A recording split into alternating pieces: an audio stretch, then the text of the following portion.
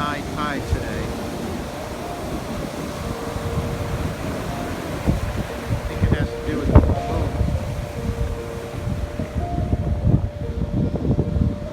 And if you look down there, it doesn't seem like I'm going to be able to get by without getting wet. Well, I made it past that little wet area in the beach.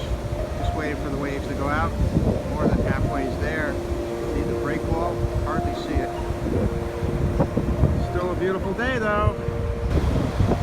Thought this would be an interesting perspective to see. Here's the dune. But look at over here. There's not much left.